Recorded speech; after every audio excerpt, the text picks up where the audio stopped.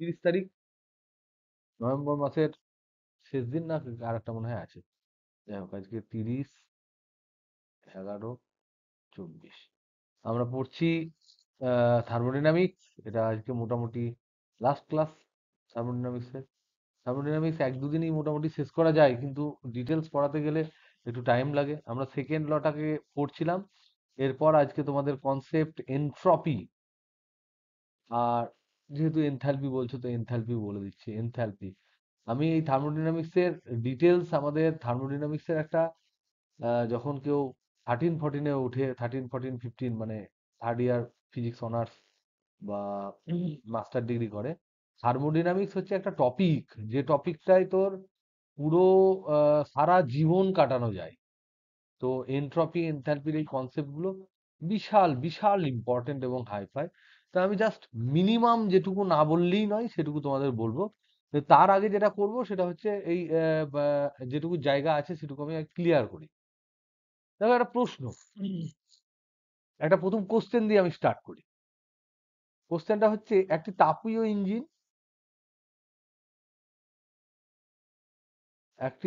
Engine 350 এবং 100 kelvin, এই দুই উষ্ণতার এই দুই উষ্ণতার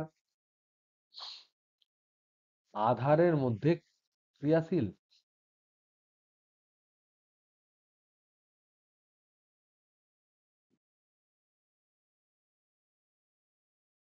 এর কর্মদক্ষতা কত?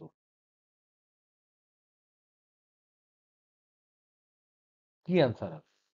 প্রশ্ন এরকম পড়বে, এর অ্যান্সার কি হবে বল? কি ফর্মুলা ইউজ করব? কর্মদক্ষতার ফর্মুলা কি? এই যে ফর্মুলাটা, ইটা equal to 1 - T2/T1। Very good. তাহলে এটা হচ্ছে আমাদের ফর্মুলা। এখানে T2 কোনটা? তাহলে আমাদের ইঞ্জিনটা কিরকম হয়? এইরকম একটা উচ্চ উষ্ণতা থাকে, যেটাকে আমরা বলি সোর্স, তাপ উৎস। বলি যেটার তাপমাত্রা একটু বেশি, T1। সেখান থেকে হিট ঢোকে, ইঞ্জিনের মধ্যে কাজ হয়, কিছু একটা কাজ হয়, কাজ হওয়ার পর কিছু পরিমাণ তাপ এখানে বেরিয়ে যায়, আর এইটাকে আমরা বলি তাপের গ্রাহক, তাপ গ্রাহক। এবং যদি আমাদের এদিকে Q1 হিট ঢোকে, Q2 হিট বেরিয়ে যায়, W কাজ হয়, তাহলে আমরা দেখেছি যে Q1/Q2 সমান, কালকে প্রমাণ করতে দিয়েছে, অনেকে করেছে, T1/T2। তার মানে এইটা আমাদের ইটা সমান আছে 1 - Q2/Q1 সমান হচ্ছে 1 - T2/T1। এটা আমরা দেখেছি। কিন্তু এই সবগুলো দেখার পরেও আগে আমাকে বলো তো দেখি, এই যে ইটাটা লিখেছি এটা কোন ধরনের ইঞ্জিনের জন্য, কোন ধরনের তাপীয় ইঞ্জিনের জন্য? কেউ বলতে পারবে?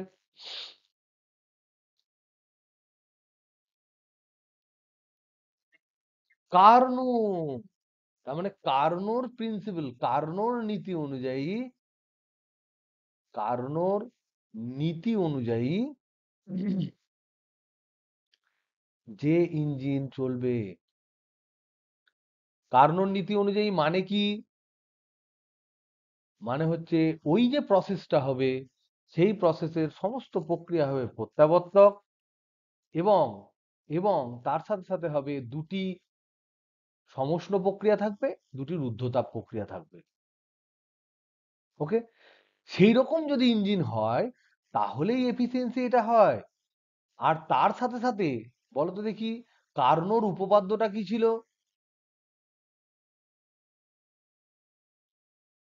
কালকে বললাম কার্নোর উপপাদ্যটা কি ছিল, যে একই তাপমাত্রা যুগলের মধ্যে, এই যে তাপমাত্রা T1 আর T2, এই যুগলের মধ্যে যতগুলো ইঞ্জিন থাকবে তার মধ্যে কার্নো ইঞ্জিন যেটা, তার কর্মদক্ষতা সব থেকে বেশি।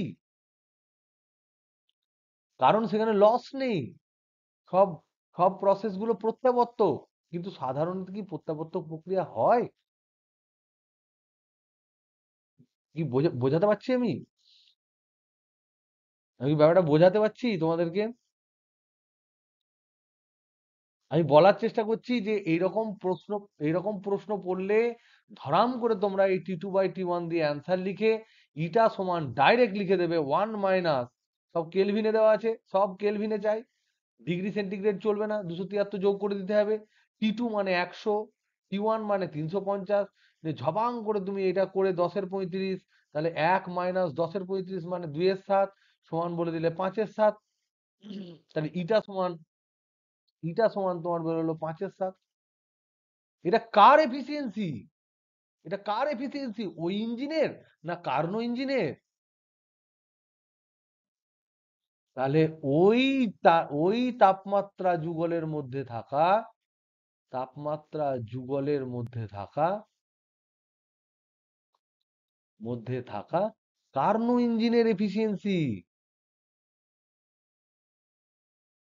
কার্নো ইঞ্জিনের কর্মদক্ষতা।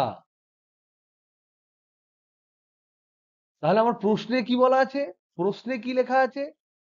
প্রশ্নে আছে যে একটি তাপীয় ইঞ্জিন, এটা কার্নো ইঞ্জিন হতে পারে না হতে পারে না? এটা হতেও পারে, নাও হতে পারে। তার একটি তাপীয় ইঞ্জিন লেখা আছে,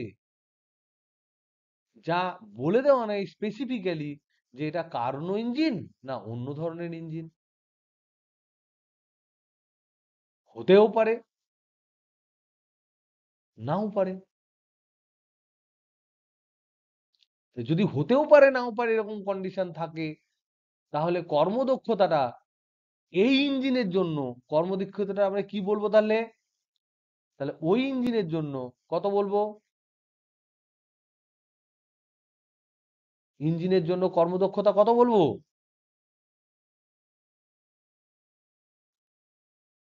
5 এর 7 যেটা পেলাম সেটার সাথে লেস দ্যান ইকুয়াল টু হবে।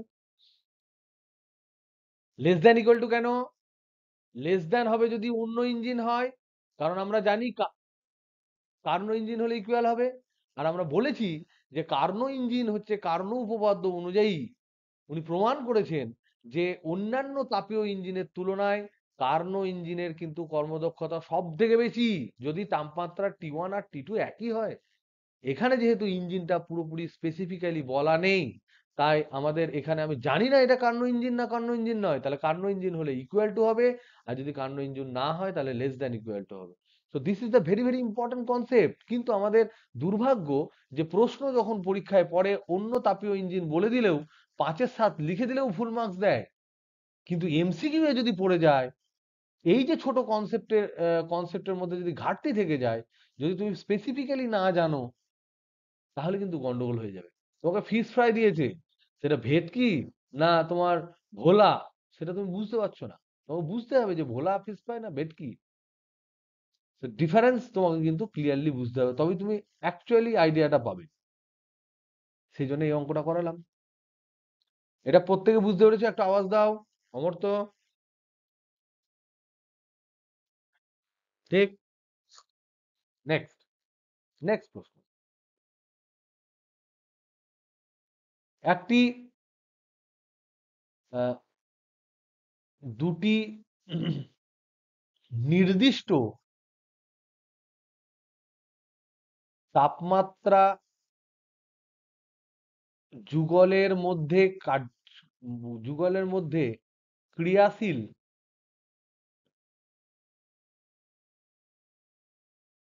একটি তাপীয় ইঞ্জিন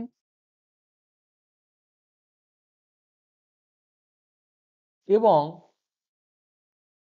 একটি হিমায়ক। তাপীয় ইঞ্জিনের কার্যদক্ষতা, এটার কার্যদক্ষতা হচ্ছে ইটা, আর হিমায়কের কি দক্ষতা বলে ওটাকে? দক্ষতা গুণাঙ্ক। দক্ষতা গুণাঙ্ক হচ্ছে সমান বিটা। এবার প্রশ্ন একটা হতে পারে যে ইটা এবং বিটার সম্পর্ক কি?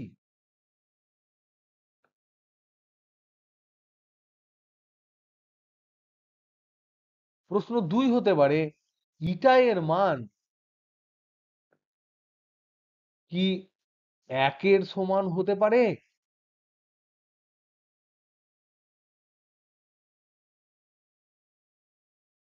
একের সমান বা বেশি হতে পারে? প্রশ্ন এরকমও হতে পারে, বিটা এর মান কি 1 সমান বা বেশি হতে পারে?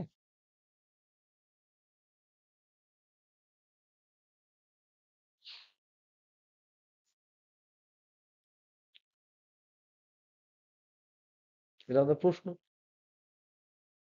তাহলে আমরা কি করব বলো? ফর্মুলা লিখবো। ইটা বিটা বলে দিয়েছে মানেই এখানে পাতি ইটা বিটার ডাইরেক্ট ফর্মুলা লিখবো, এবং তাপীয় ইঞ্জিন, হিমায়ক, একই উষ্ণতা, এগুলো সব আমরা কিন্তু কার্নো যদি না বলে তাহলে আমরা করতে পারবো না। তাই এগুলো কিন্তু কার্নো ইঞ্জিন হিসেবেই আমরা কিন্তু কনসিডার করব। ওকে, কার্নো ইঞ্জিন হিসেবেই আমরা কনসিডার করব। তাহলে দেখো ফর্মুলা ইউজ করে দাও। ফর্মুলা হচ্ছে, এটা খুব ইজি। ইটা সমান আমরা কি জানি? ইটা সমান 1 মাইনাস T2/T1, সরি ইটা সমান 1 মাইনাস T2/T1, আর বিটা সমান কি? T2/T1 মাইনাস T2, একই না?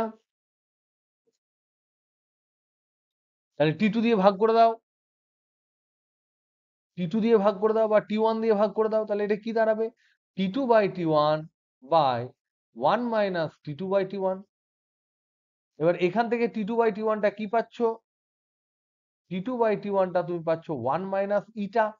এটা বসাও 1 মাইনাস ইটাটা এখানে। তাহলে বিটা ইকুয়াল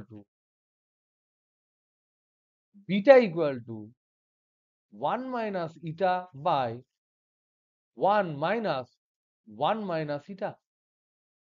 তাহলে হচ্ছে 1 মাইনাস ইটা বাই ইটা। তাহলে এখান থেকে আমরা পাচ্ছি বিটা সমান 1 মাইনাস ইটা বাই ইটা। বা যদি উল্টে দেয়, যদি এখানে শুধু যদি ধরো তোমাকে ইটা সমান কতবার করতে দেয়, তাহলে কি করব? তাহলে এখানে লিখবো বিটা সমান 1 বাই ইটা মাইনাস 1, ভাগ করে দিলাম। তাহলে এখান থেকে লিখতে পারি 1 বাই ইটা সমান 1 প্লাস বিটা। তাহলে ইটা সমান 1 বাই 1 প্লাস বিটা, এটা আমরা লিখতে পারি। ওকে, কি এটা বোঝা গেল না? বোঝা গেল না? এটা কিন্তু সিম্পল ম্যাথমেটিক্স। বোঝা গেল তো? নেক্সট প্রশ্ন দেখো। নেক্সট প্রশ্নটা ভাবো যে ইটা এর মান কি বেশি হতে পারে? এই পড়াচ্ছি, না না এই শুরু করলাম 11।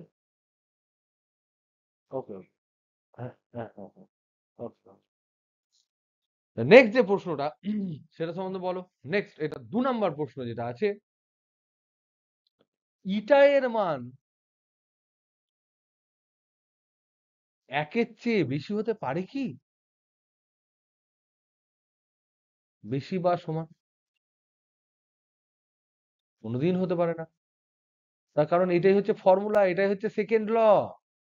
এটাই হচ্ছে সেকেন্ড ল। ইটা সমান হচ্ছে 1 মাইনাস Q2/Q1, যেখানে বলা আছে Q2 হবেই হবে, বা 1 মাইনাস T2/T1। তখনই 1 এর সমান হবে যদি T2 এর সাথে সমান হয়, 0 হয়। তাহলে ইটা সমান, ইটা এর মান 1 এর বেশি হওয়ার কোনো প্রশ্নই ওঠে না।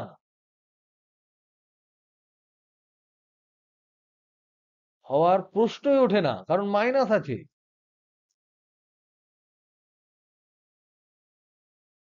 কিন্তু 1 এর সাথে সমান হতে গেলে আবার আবার ইটা সমান 1 হতে হলে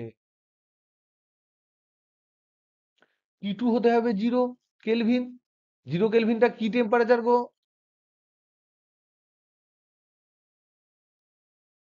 সেটা হতে পারে? সেটা হতে পারে না। তাহলে এইটা হচ্ছে পরম শূন্য উষ্ণতা। এখনো পর্যন্ত আমাদের বিজ্ঞানীরা, এক্সপেরিমেন্টালিস্টরা মিলি কেলভিন, মাইক্রো কেলভিন এরকম লেভেলের টেম্পারেচারে গেছে, কিন্তু 0 কেলভিনে যেতে পারেনি।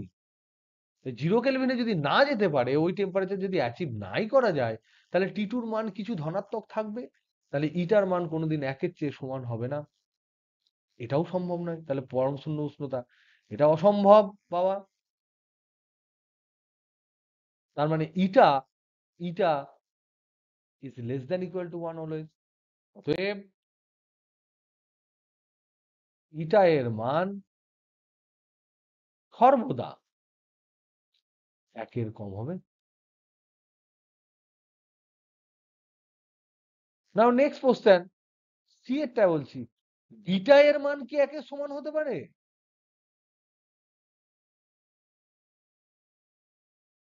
একের সমান বা বেশি হতে পারে?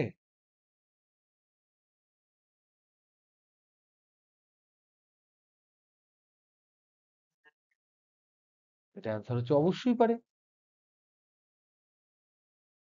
হ্যাঁ স্যার পারে বললে, এবার বলো তো দেখি কেন পারে? বিটা সমান,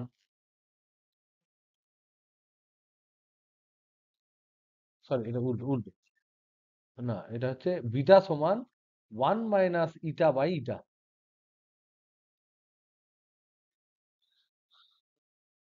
তাহলে ঠিক ঠিক ঠিক ঠিক। দেখো ইটার মান তুমি বসাতে পারো 0.8, তাহলে তুমি বিটার মান পাচ্ছ 0.8, এটা বাদ দিলে হবে 0.2 বাই 0.8, তার মানে 1/4, তার মানে 0.25। আবার ইটা এর মান তুমি বসাতে পারো 0.1, তাহলে তুমি এখানে কত পাচ্ছ? ইটার মান যদি হয় তাহলে বিটা সমান উপরে হবে 1 মাইনাস 0.1 মানে 0.9 বাই 0.1 সমান 9। ইটা এর মান তুমি বসাতে পারো 0.5, তাহলে সেক্ষেত্রে তুমি পাবে কি পাবে সেক্ষেত্রে? উপরেও পারবে 0.5, নিচেও পাবে 0.5, বিটার ভ্যালু সমান তুমি পাবে 1।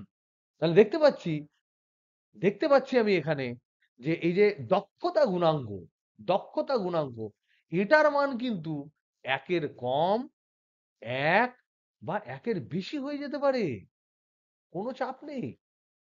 তাহলে এটা এখান থেকে আমরা, এটা হচ্ছে কেস নাম্বার 1, এটা কেস নাম্বার 2, এটা কেস নাম্বার 3। এই 3টে কেস দিয়ে আমরা বুঝতে পারছি যে কি দক্ষতা, এটা দক্ষতা গুণাঙ্ক। অতএব দক্ষতা গুণাঙ্ক 1 কম, সমান বা বেশি, সবই হতে পারে। এইভাবে কিন্তু আমরা ম্যাথমেটিক্যালি ব্যাপারটাকে বুঝবো। ওকে, এই দুটো অঙ্ক করে দেওয়ার দরকার ছিল, এই দুটো অঙ্ক করালাম। এবার তোমাদের দেখবে এখানে কিছু অঙ্ক দেওয়া আছে, এখান থেকে অঙ্ক করবে। দিস অঙ্ক আর ভেরি ইজি অঙ্ক। থার্মোডাইনামিক্স এর সেকেন্ডের অঙ্ক মানে হচ্ছে শুধুমাত্র এই ফর্মুলা। হয় তোমাকে এখানে প্রবলেম কেমন ধরনের পড়ে, প্রবলেম টাইপ আমি বলে দিচ্ছি। প্রবলেম টাইপ হচ্ছে কি কি? 1 নাম্বার হচ্ছে হয় ইটা সমান কতবার করতে দেবে, না হলে বিটা সমান কতবার করতে দেবে, না হলে তোমাকে Q2 সমান কতবার করতে দেবে, ইটা বলে দেওয়া থাকবে, Q1 সমান কতবার করতে দেবে, সবগুলো বলা থাকবে।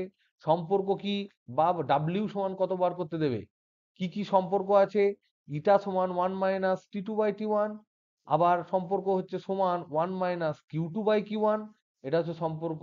বিটা সমান হচ্ছে সম্পর্ক কি, Q2 ডিভাইডেড বাই W, বা এটাকে লিখতে পারি Q2 divided by Q1 minus Q2, বা এটাকে লিখতে পারি আবার সমান T2 divided by T1 minus T2। এই শুধু এই কটা ফর্মুলা দিয়ে তোমাকে জিজ্ঞাসা করবে, আর কি তার সাথে? W সমান Q1 মাইনাস Q2। উভয় সব ক্ষেত্রে প্রযোজ্য এই ফর্মুলাগুলো, এই ফর্মুলাগুলো থেকেই কেবলমাত্র তোমাদের প্রবলেম পড়বে। Please try the problems from here. Okay, তারপরে তোমাদের প্রথম হোমওয়ার্ক হচ্ছে এখানকার শর্ট শর্ট কোশ্চেন গুলো সব করবে। ভেরি শর্ট অ্যান্সার কোশ্চেন যেগুলো থাকবে এগুলো করবে। শর্ট অ্যান্সার কোশ্চেন গুলো দেখে নেবে, যেগুলো লং কোশ্চেন সেগুলো দেখে নেবে যে আমাদের সমস্ত গুলো হয়েছে কিনা। আর প্রবলেম সেট 1 যেগুলো আছে সেগুলো সব ঝপাঝপ করে নিয়ে নিজেদের কনফিডেন্স বাড়িয়ে নেবে। তারপরে গিয়ে বাদবাকি যে ধরনের অঙ্কগুলো আমাদের থাকবে, কিছু যদি ওখান থেকে স্পেসিফিক একটা দুটো অঙ্ক করতে দেওয়া হয় তাহলে সেগুলো আমি অফলাইন ক্লাসে করিয়ে দেবো। So these are very easy chapter. Okay, now এখান থেকে একটু এক্সট্রা জিনিস দুটো পয়েন্ট আমি তোমাদের বলে দিই, এক্সট্রা 2 পয়েন্টস। একটা হচ্ছে যে তোমার 1 নাম্বার হচ্ছে এনট্রপি। এই এনট্রপি টার্মটা হচ্ছে very very very very important একটা টার্ম। এনট্রপি মানে হচ্ছে যে কোন একটা সংস্থার র্যান্ডমনেস কে বোঝায়। একটি সংস্থা, যে কোনো সংস্থা হতে পারে, তাপীয় সংস্থা হতে পারে, কোনো একটা চৌম্বক সংস্থা হতে পারে। তো কোনো একটা সংস্থার randomness কে বোঝায়।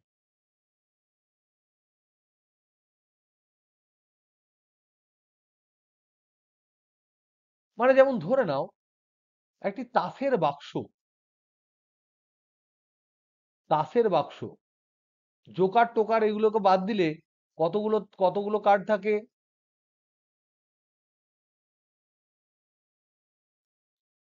52টা। তাহলে 52 কার্ডস থাকে। এবার বলো তো দেখি এই 52 কার্ডস গুলোকে তুমি কেমন ভাবে রাখতে পারো? এরকম একদম সুন্দর সাজিয়ে ধরে নাও, সরি, এই 52 খানা তাস তুমি সাজিয়ে রাখতে পারো এইভাবে।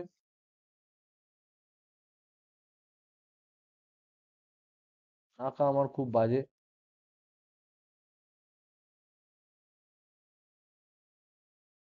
এরকম করে রাখতে পারো, তুমি করতে পারো।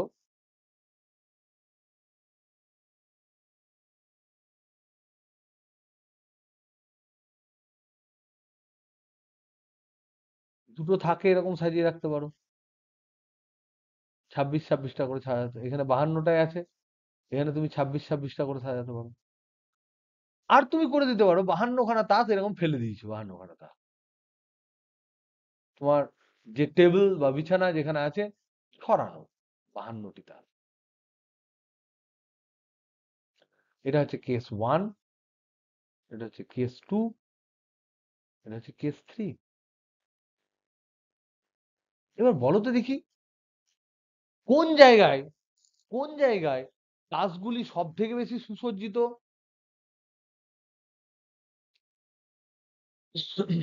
কোন কেস ওয়ানে সব থেকে বেশি সুসজ্জিত? যদি সব থেকে বেশি সুসজ্জিত সেখানে হয় তাহলে সেখানে স্টেবিলিটি বেশি না কম? সেখানে পড়ে যাওয়ার চান্স, ভেঙে যাওয়ার চান্স বেশি না কম?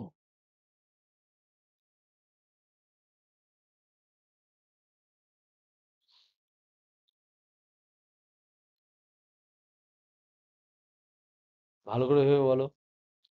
52টা তাস, কেস থ্রি কে দেখো, 52টা তাস তোমার বিছানার উপরে সমতলে সব ছড়ানো আছে, তারা উল্টে যাবে? না 52টা তাস পর পর পর পর থাক থাক দিয়ে সাজানো আছে তারা উল্টে যাবে? কার পোটেনশিয়াল এনার্জি বেশি? কোন ক্ষেত্রে পোটেনশিয়াল এনার্জি বেশি?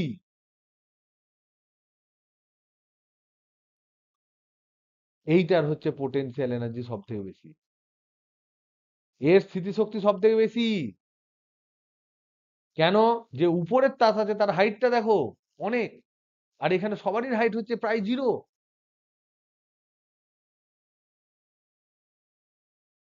তাহলে পোটেনশিয়াল এনার্জি যদি সব থেকে বেশি হয় তাহলে এ সবচেয়ে বেশি স্টেবল না আনস্টেবল না লেস স্টেবল? এটা স্টেবল। কিন্তু এর তুলনায় কেস থ্রি এর তুলনায় স্টেবল না কেস থ্রি এর তুলনায় একটু কম স্টেবল? পোটেনশিয়াল এনার্জি যত বেশি হয় কম স্টেবল হবে। তুমি দেখো দেখো না, তোমার যদি শরীর খারাপ করে তুমি শুয়ে পড়ো কেন? শুয়ে পড়লে কি তোমার ভর কমে যায়? ভর কেন্দ্র কমে যায় না? ভর কেন্দ্র ভর কেন্দ্র থেকে যেখানে আমি শুয়েছি তার ডিস্টেন্সটা কমে যায়, তাহলে এইচ কমে যায়, তাই এমজিএইচ কমে যায়, তাই পোটেনশিয়াল এনার্জি কমে যায়, তোমার শরীরের স্টেবিলিটি বাড়ে। কোনো প্লেয়ার দৌড়তে দৌড়তে দৌড়তে দৌড়তে যখন হাঁপিয়ে যায় তখন বসে পড়ে কেন? একই কারণ। তাই এখানে তাসগুলো যদি পরপর পরপর সাজানো থাকে এর ভরকেন্দ্রের দূরত্ব তো বেশি হয়ে গেল। যদি বেশি হয়ে যায়, যদি বেশি হয়ে যায় তাহলে এখানে পোটেনশিয়াল এনার্জি সবচেয়ে বেশি, তাই এটা হবে লেস স্টেবল। লেস স্টেবল, এটা মাঝারি, আর এটা হচ্ছে মোস্ট মোর স্টেবল।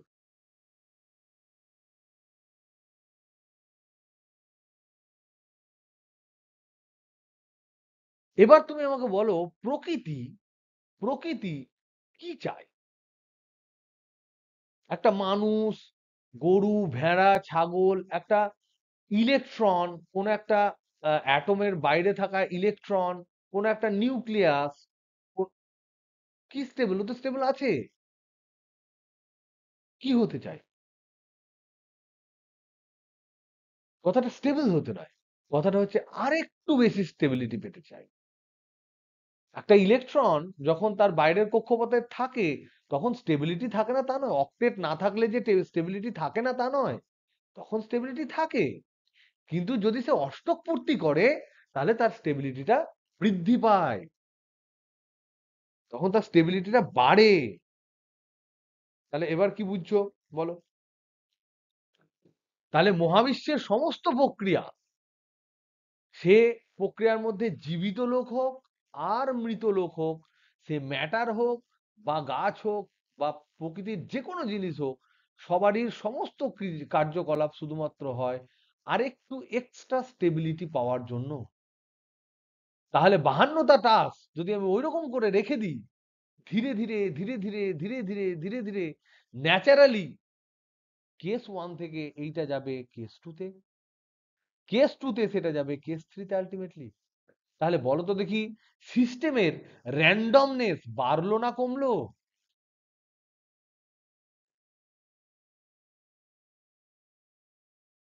তাহলে সিস্টেমের র্যান্ডমনেস যদি বাড়ে তাহলে এনট্রপি বাড়বে।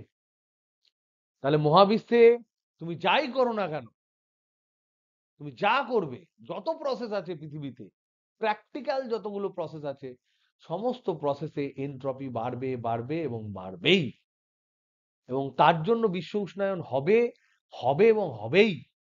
তার কারণ প্রকৃতির প্রত্যেকটা activity is dictated by the fact যে দে ওয়ান্ট বা the matter want to get some more extra stability, একটু এক্সট্রা স্টেবিলিটি পেতে চায়। সেটা হতে পারে সাময়িক স্টেবিলিটি, হতে পারে সেটা লং টার্ম স্টেবিলিটি। তাহলে যারা ওয়াইজ, তারা সাময়িক স্টেবিলিটিতে গিয়ে পরে একটা বড় ইনস্টেবিলিটিতে পড়তে চায় না, তারা আলটিমেটলি চায় যে একটা লং টার্ম স্টেবিলিটি।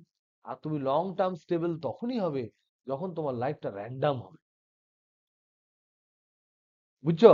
তো এই যে র্যান্ডমনেস যে ব্যাপারটা সিস্টেমের, সেই র্যান্ডমনেসটা যত বাড়ে তত এনট্রপি বাড়ে। So entropy is a concept যেখানে সিস্টেমের র্যান্ডমনেসকে বোঝায়।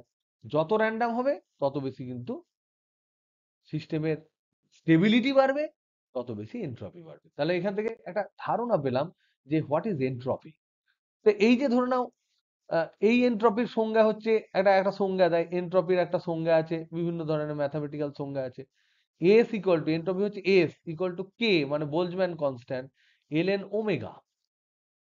এই যে ওমেগা দেখতে পাচ্ছ, এই ওমেগাটা হচ্ছে ফার্স্ট কেসে আমাদের ছিল 1 বা কিছু একটা ছিল, কিছু একটা কনস্ট্যান্ট ছিল ধরে নাও ফার্স্ট কেসে, কে ছিল ধরে নাও, কে বলছি না, কে ধরে নাও ফার্স্ট কেসে ধরে নাও সি, যেখানে 52টা তাস এরকম করে সাজানো আছে। সেকেন্ড কেসে 2 থাক করে দিয়েছি, তাহলে ওমেগা 2 যদি আমি বলি সেকেন্ড কেসে, তাহলে 2c হবে। দুভাবে আমি এটাকে সাজিয়ে রেখেছি, দুটো থাকে। পাউরুটির মতো লাগছে আমার ছবিটা। দীপাঞ্জন আছিস? গাল দিস না। সে পরের কেসে ওমেগা 3 যেখানে সব ছড়িয়ে আছে, সেখানে হবে 52c, সব তাস এদিক ওদিক পড়ে রয়েছে, 52টা তাস, তাহলে 52c হবে। তাহলে বলো, এখানে যদি S1 মানে ওমেগা বলতে বোঝায় কেমন কতগুলো উপায়ে ছড়াতে পারে, কতগুলো উপায়ে ছড়াতে পারে।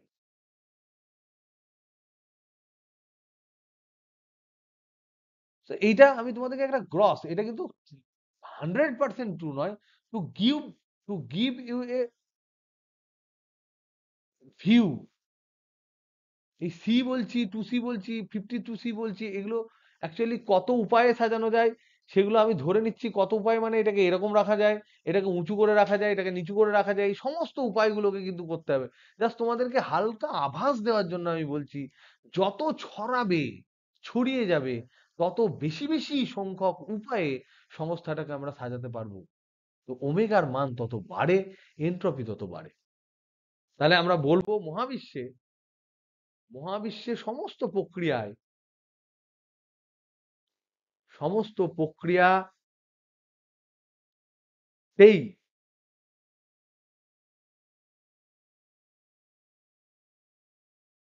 স্টেবিলিটি বাড়ে আমি বলবো না, প্রথমেই বলবো আমি এনট্রপি বাড়বে বা একই থাকবে। এই যে একই থাকবে যে প্রসেসটা, সেই প্রসেসটাকে বলা হয়, এটা হচ্ছে প্রত্যাবর্তক প্রসেসের ক্ষেত্রে বা রুদ্ধতাপ প্রসেসের ক্ষেত্রে একই থাকে। কিরকম? তার জন্য আলাদা আর একটা সংজ্ঞা আছে, এনট্রপি পরিবর্তনের সংজ্ঞা। যদি বুঝতে না পারো তাহলে বোঝার কোনো দরকার নেই, একটু শুনে নাও। কখনো কখনো সব জিনিস তো বোঝা যায় না, একটু শোনা যায়। এনট্রপি পরিবর্তনের আর একটা ফর্মুলা আছে, ডিএস, এনট্রপির পরিবর্তন সমান ডি কিউ বাই টি। তাহলে রুদ্ধতাপ প্রক্রিয়ায় ডিকিউ কত? রুদ্ধতাপ প্রক্রিয়ায় তাপের পরিবর্তন কত হয় সংস্থার? ডিকিউ সমান 0 হয়। তাই রুদ্ধতাপ প্রক্রিয়ায় ডিকিউ 0 হয় বলে তার জন্য ডিএসটাও 0 হয়। ডিএস যদি 0 হয় তাহলে এস ইকুয়াল টু কনস্ট্যান্ট হয়। এই যে পদ্ধতি, এই রুদ্ধতাপ প্রক্রিয়া প্লাস এটা কোনো কোনো তোমার অপচয়ী বল নেই, অপচয়ী বল নেই, তবেই তোমার কেবলমাত্র ডিকিউ 0 হবে। প্র্যাকটিক্যাল এরকম প্রসেস তো হয় না, অপচয়ী বল তো থাকে সব সময়। সেই জন্য কোনোভাবেই ডিকিউ 0 হয় না প্র্যাকটিক্যালি। কিন্তু যদি রুদ্ধতাপ প্রক্রিয়ার কথাটা আমরা বলি, তাহলে সেক্ষেত্রে আমরা বলবো এটাই হচ্ছে একমাত্র প্রসেস, রুদ্ধতাপ প্রসেস, যেখানে তোমার এস কনস্ট্যান্ট থাকে। সেই জন্য একে বলা হয় রুদ্ধতাপ প্রসেস, যেটাকে রুদ্ধতাপ প্রসেস যেটা এডিয়াবেটিক প্রসেস যেটা, এটাকে ক্ষম এনট্রপি পদ্ধতি বলা হয়, আইসেনথ্যালপিক, আইসেনট্রপিক, আইসেনট্রপিক প্রসেসও বলে, মানে ক্ষম এনট্রপি প্রসেস।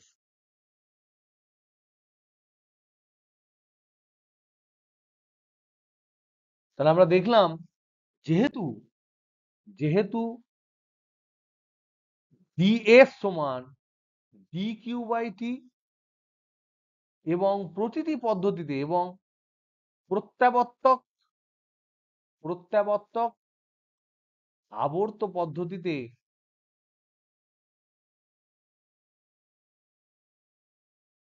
পদ্ধতিতেও তোমার ডিকিউ নট ইকুয়াল টু 0,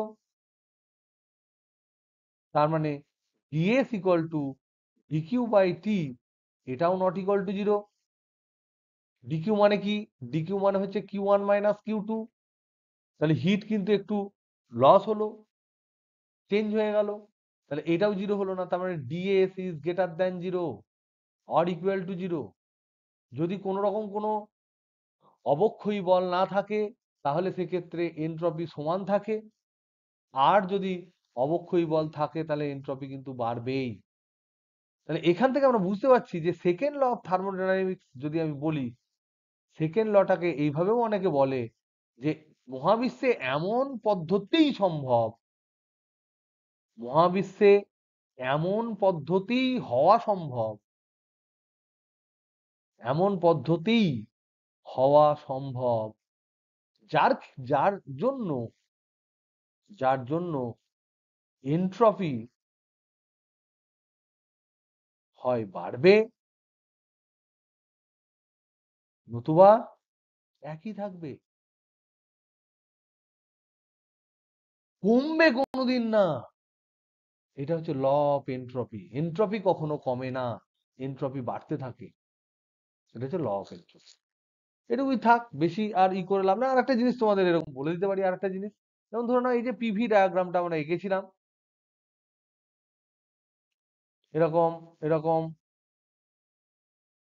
এরকম এরকম, এই এনট্রপি নিয়ে 700 দিনের কাজ করা যায়। 100-200 দিনে কাজ হয়, 700 দিনের কাজ করা যায় এনট্রপি নিয়ে। এটাকে যদি আমরা এনট্রপি আর টি এর গ্রাফ যদি আমরা করি, তাহলে কি লিখবো গো? এটা ধরো না, এটা এ, এটা বি, এটা সি, এটা ডি। তাহলে বলো তো দেখি কোন কোন এনট্রপি মানে কি, ডিএস সমান এনট্রপির পরিবর্তন সমান হচ্ছে ডিকিউ বাই টি। তাহলে কোন জায়গাটায় এনট্রপি কনস্ট্যান্ট থাকবে কোন কোন প্রসেসে?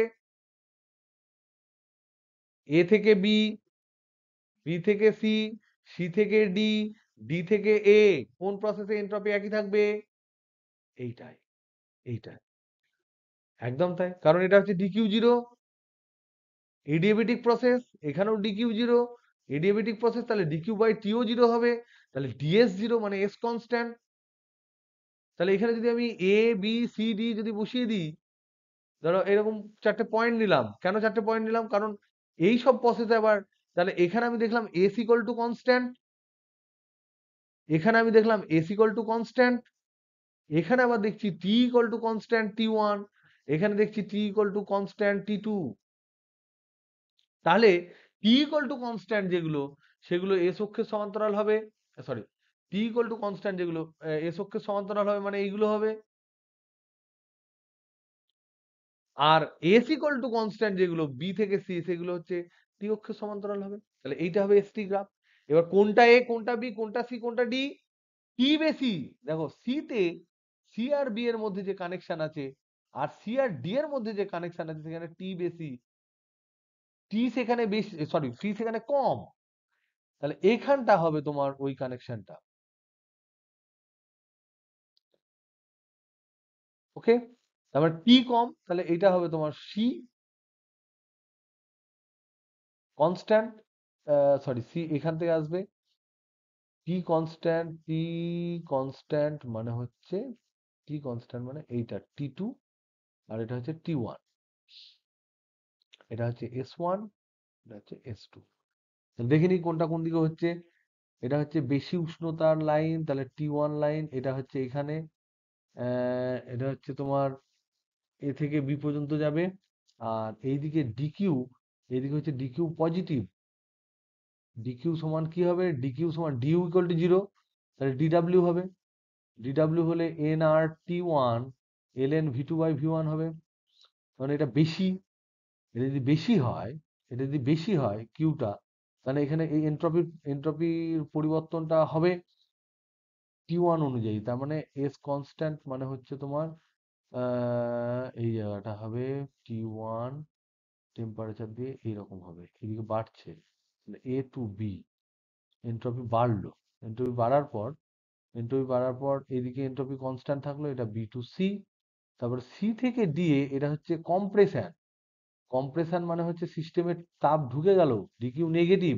মানে এই প্রসেসের জন্য এন্ট্রপি কমলো, কমার পর আবার এখানে চলে এলো, তাহলে চক্রীয় প্রসেসে এরকম আমরা দেখতে পেলাম। তাহলে এটা ক্লকওয়াইজটা এটা অ্যান্টি ক্লকওয়াইজ হয়ে গেল, এরকম কখনো কখনো গ্রাফ আমাদের 13-14 পড়তো, তোমরা এটা ট্রাই করতে পারো, নাও করতে পারো। ওকে, এনথ্যালপি, নেক্সট হচ্ছে এনথ্যালপি। এনথ্যালপি আমাদের ফিজিক্সের কোনোভাবেই সিলেবাসে নেই, তবে যেহেতু বললো সাইদা যদি রেগে যায় তাহলে আমাকে ওইদিকে গেলে যদি মারতে লাগে, তাই ভয়ে আমি এটা বলে দিচ্ছি।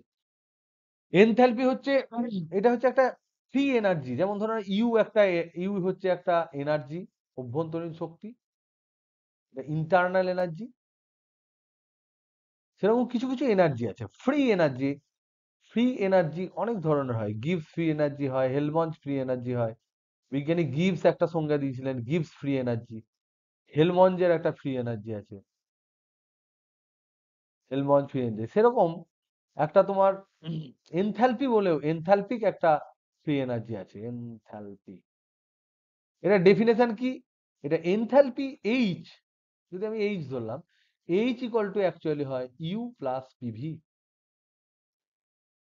তার মানে ডিএইচ সমান কি, এইচ, এইচ সমান এটা হলো, তাহলে এনথ্যালপিকে এইচ ধরলাম, তাহলে ডিএইচ সমান কত হবে, DU plus DPV, D of পিভিটা কি হয় গো, DU plus PDV plus VDP, হবে না হবে না? এবার দেখো তো এই জিনিসটাকে চিনতে পারছো কিনা, ডিকিউ, তাহলে ডিএইচ সমান এটা ডিকিউ প্লাস ভিডিপি, এই হলো এনথালপি রিলেশন। ওকে, এটা হচ্ছে এনথালপি রিলেশন, আর বেশি কিছু এনথালপির জানার দরকার নেই। এনথালপি এটা এক ধরনের ফ্রি এনার্জি, ওই এক ধরনের এনার্জি, সংস্থার এনার্জি টার্ম, যেটা ইউ, পি এবং ভি দিয়ে সংজ্ঞায়িত। Got it, Saida?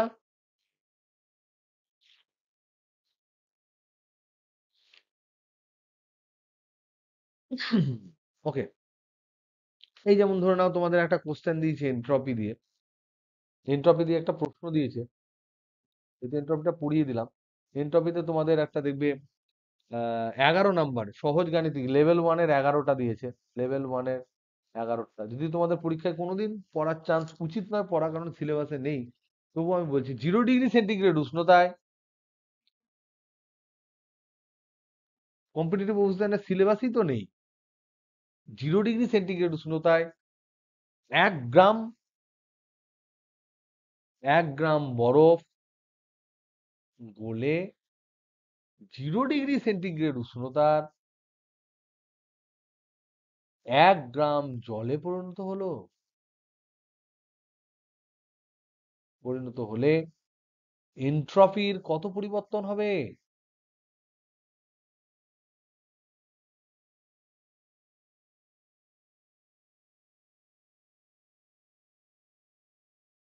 এনট্রপি মানে কি? ডিএস সমান ডিকিউ বাই টি। এবার দেখো তো, এখানে বরফ গলে হলো জল, এটা কি ধরনের পরিবর্তন? অবস্থার পরিবর্তন। অবস্থার পরিবর্তনের সময় কি ধরনের তাপ নেয়? কি ধরনের তাপ নেয় অবস্থার পরিবর্তনে? লিন তাপ, যেটা বোঝা যায় না, থার্মোমিটারে ধরা পড়া যায় না। তার মানে আমরা জানি লিন তাপ মানে কি, তাহলে ডিকিউ ইকুয়াল টু হবে শুধু এম ইন্টু লিন তাপ, এম এল, বসিয়ে দাও এম এল।